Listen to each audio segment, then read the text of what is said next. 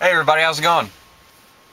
Okay, so I'm going to bring up a few points about how I think a God, as most people define one, either shouldn't exist or can't exist.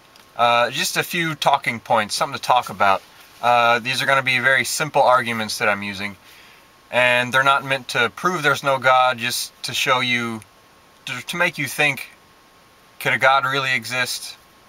So the three characteristics that people usually assign are omniscient or all-knowing, omnipresent, and all-powerful or omnipotent. Okay, let's start off with omniscient or all-knowing. So, if God is all-knowing, then why does he test us? So like a lot of people say bad things are happening, or this is kind of a confusing situation I'm going through. God must be testing me. Well, if he knows the results, why have the test? You could say, well, there's free will. Well, I don't understand how you can have free will and a plan at the same time. Like, if I'm already programmed to do something, then I have no ability to deviate from that. I can only follow what I'm programmed to do. Also, if he's all-knowing, then why is he not known that the methods he's used to save us, how come he didn't know that those would fail? Like, okay, how come he didn't know Eve would screw up in the Garden of Eden? And when he tried to fix that problem with the flood, how come he didn't know that that wouldn't do anything to help us? And how come after he sent Jesus, how come we're still sinners? This is a little bit of something I don't understand. Is it seems like in every stage people are being saved and the sin is being washed away, but at the same time everyone's still a sinner, so they need to be saved. I guess maybe that's just something I don't understand completely. Second point is omnipresent, and this is the claim that God is everywhere.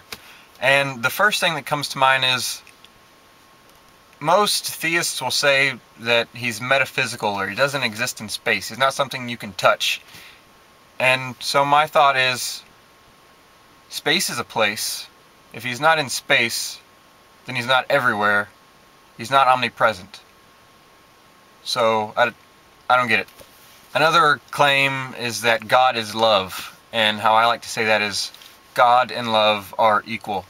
And love is certainly not everywhere. There are definitely places where there is not love. So if there's not love, then that means there's no God, right? So then God's not there, so he's not omnipresent. Another thing I think about is supposedly hell is just the absence of God. Absence of God. How can you have an absence of God if he's everywhere? Okay, and the third point, and this is the one I find the most interesting, is God having to be omnipotent or all-powerful.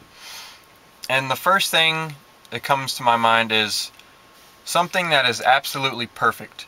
And perfect to me means that you have no flaws. There's nothing about you that would need something else. You're already perfect. So I think, why would a God need to create something?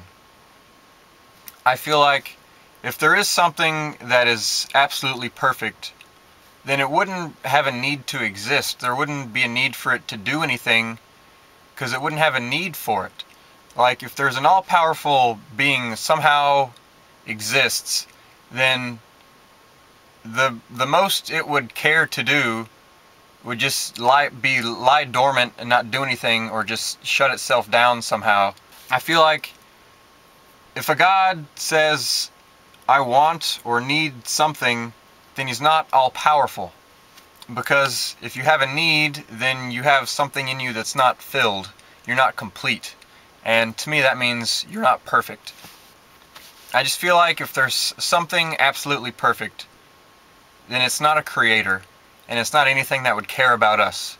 Because if you love or you care, then you make yourself vulnerable. And if you're vulnerable, you're not perfect.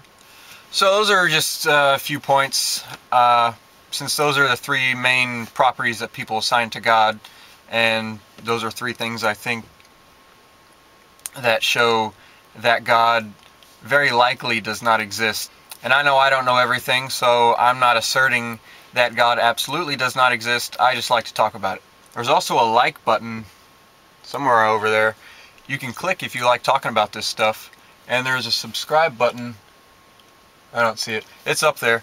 And you can click that if you want to talk about it even more.